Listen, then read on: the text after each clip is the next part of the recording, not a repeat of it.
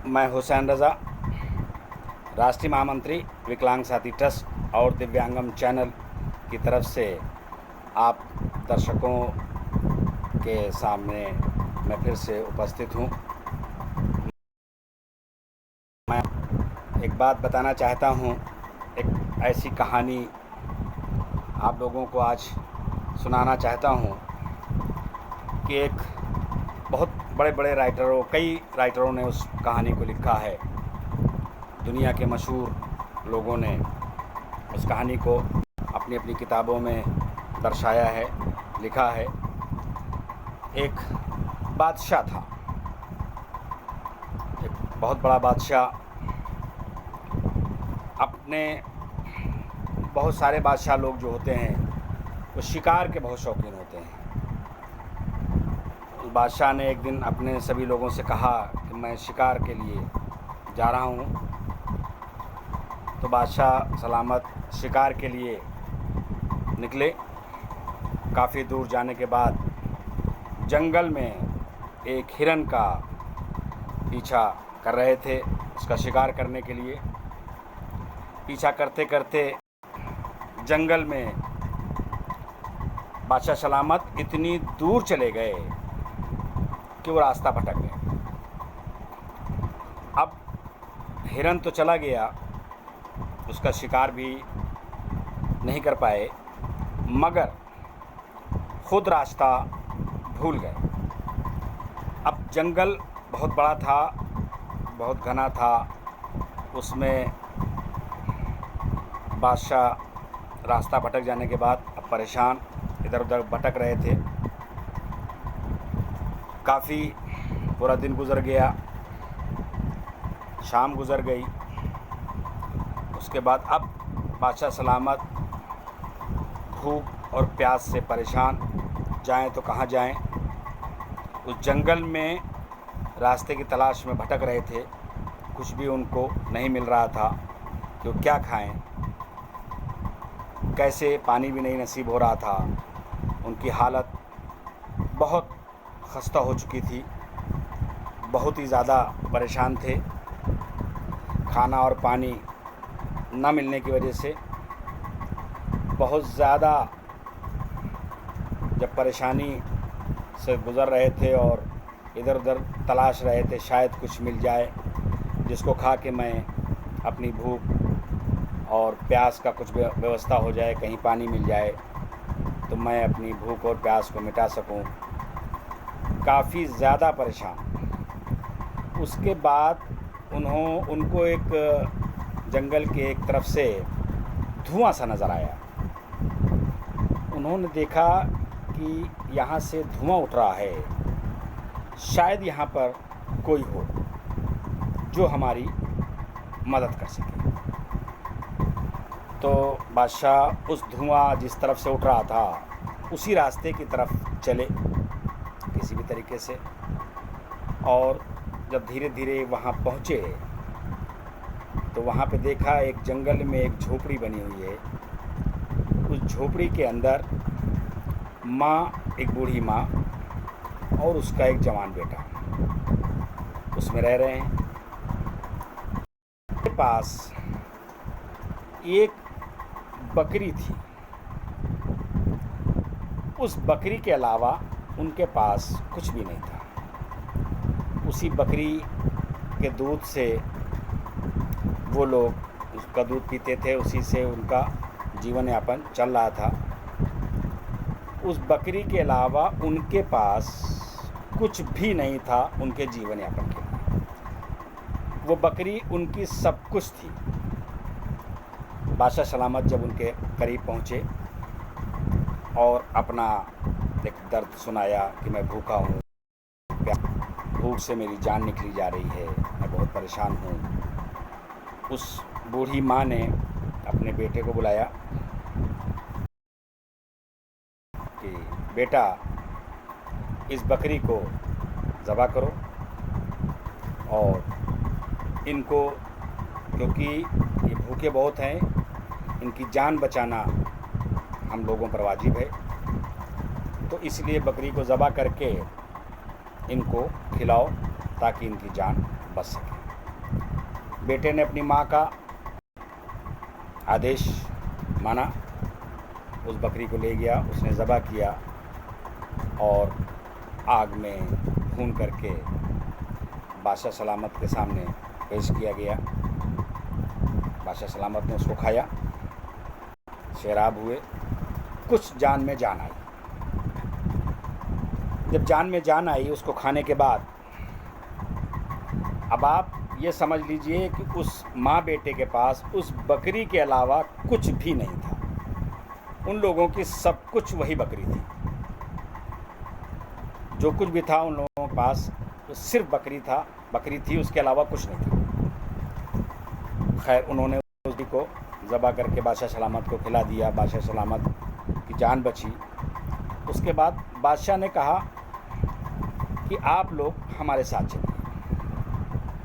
तो बादशाह ने उन दोनों माँ बेटों को अपने साथ लिया। जंगल में रह रहे थे, उनको रास्ते मालूम थे। जंगल से वो लोग बाहर लेके आए। बादशाह सलामत महल में गए। महल में उन दोनों को लेके आए। अपने वज़ीर से कहा कि इन दोनों को मेहमान खाना दिखाओ, वहाँ ले जाओ। खैर, वो लोग मेहमान खाने में चले गए और बादशाह सलामत ने उसके बाद अपने वज़ीर से कहा कि हमारा दरबार सजाया जाए। सभी को, सारे वज़ीर जो भी दरबार में लोग काम करते हैं, सभी लोगों को हाज़िर किया जाए। और उस दरबार में जब सभी हाज़िर हो गए तो बादशाह सलामत उस दरबार में पहुँचे। बादशाह थे, अपनी गद्दी पर जाकर बैठ गए। जब देखा कि सारे लोग दरबार में मौजूद हैं, उसके बाद अपने वज़ीर से कहा, वो जो हमारे मेहमान हैं उन दोनों को बाइज़्ज़त एहतराम के साथ उनको दरबार में लाया जाए। उनके वज़ीर लोग गए, बाएहतराम उनको एहतराम के साथ, बड़ी इज़्ज़त के साथ उन दोनों माँ बेटों को दरबार में लाया गया। दरबार में उनको बहुत इज़्ज़त के साथ बादशाह ने अपने पड़ोस में दोनों को बिठाया।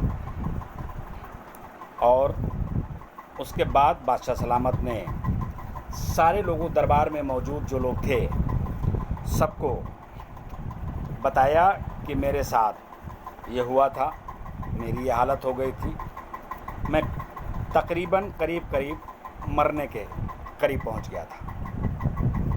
तो मैं गया इनके पास। जब पहुंचा, इनके पास जो कुछ भी था, क्योंकि आपको मालूम है कि जो कुछ भी उनके पास सिर्फ बकरी थी, इनके पास जो कुछ भी था, पूरा वाक़या बादशाह सलामत ने दरबार को सुनाया।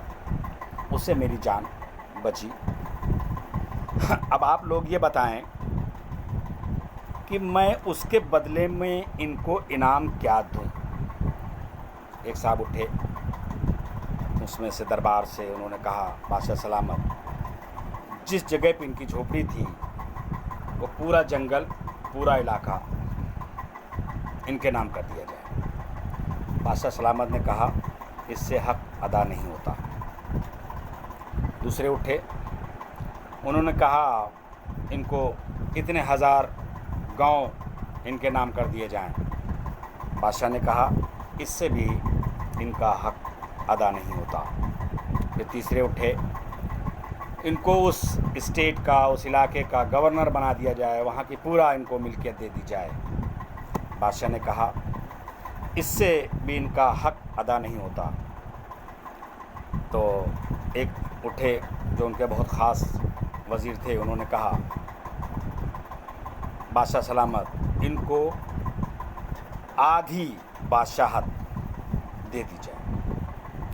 बादशाह सलामत ने कहा कि इससे भी इनका हक अदा नहीं होता। तो लोगों ने कहा, या बादशाह सलामत, आधी जायदाद, आधी बादशाहत देने के बाद भी इनका हक अदा नहीं हो रहा है। तो अब आप बताइए कि इनको क्या दिया जाए जिससे इनका हक अदा हो जाए। तो बादशाह सलामत ने कहा कि आप लोग ये जानिए कि इनके पास जो कुछ था उन्होंने सब हम पर न्यौछावर कर दिया। अब बात तो ये है कि एक स्टेट में, एक शहर में, एक मुल्क में दो बादशाह नहीं हो सकते। इसलिए मैं ये चाहता हूँ, मैं तो इनको बादशाह बनाना चाहता हूँ, मगर एक मुल्क में एक साथ दो बादशाह नहीं रह सकते, नहीं हो सकते। इसलिए इस मुल्क का मैं बादशाह रहूँगा, मगर इस मुल्क में जो सिक्का चलेगा वो इस नौजवान के नाम का सिक्का चलेगा। जो करेंसी हर मुल्क में, हर स्टेट में, हर शहर, प्रदेश में, हर कंट्री में एक करेंसी होती है, उसकी अपनी करेंसी होती है। जो बादशाह होता है उसके नाम से करेंसी चलती है। तो बादशाह ने कहा, बादशाह मैं रहूँगा, सिर्फ बादशाह, मगर हमारे मुल्क में जो करेंसी होगी, जो करेंसी अब चलेगी आज से, वो इस नौजवान के नाम से चलेगी। इस नौजवान के नाम की करेंसी आज से हमारे मुल्क में चलेगी।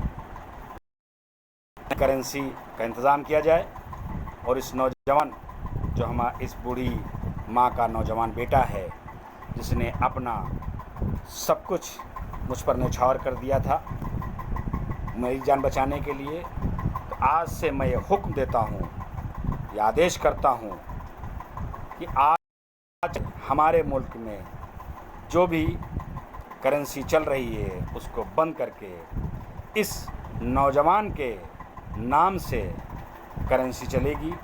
आज से इस नौजवान के नाम की करेंसी का संचालन होगा, उसी का लेन देन होगा। बाकी की जो मेरी करेंसी थी उसको बंद कर दिया जाएगा। अब आप लोग इस कहानी को समझिए और देखिए। फिर भी बादशाह ने कहा कि इतना देने के बाद भी इनका हक अदा नहीं होता, मगर इससे ज़्यादा मैं और कुछ दे भी नहीं सकता, मेरे पास और कुछ है भी नहीं। जो कुछ भी था, जो भी मैं दे सकता था, मैं सिर्फ बादशाह मैं रहूँगा, करेंसी इस नौजवान के नाम की चलेगी। तो आप देखिए कि उस बूढ़ी माँ ने बग़ैर सोचे समझे, बग़ैर किसी बात को सोचे कि ये मेरी आजीविका का एक ही सहारा ये बकरी है, और उसने बग़ैर कुछ भी नहीं सोचा, सिर्फ उस इंसान की जान, उस वक्त तक वो ये नहीं जानती थी कि ये बादशाह है। वो जानती थी कि राहगीर है, कोई भटका हुआ इंसान है जो जंगल में भटक गया है। और तो जब खाने के बाद जब उन थोड़ा सैराब हो गए, जब कुछ बोलने लगे बादशाह सलामत, उस वक्त उस बूढ़ी माँ को, उस बूढ़ी औरत को उन्होंने बताया कि मैं कौन हूँ, मैं बादशाह हूँ, सब कुछ बताया।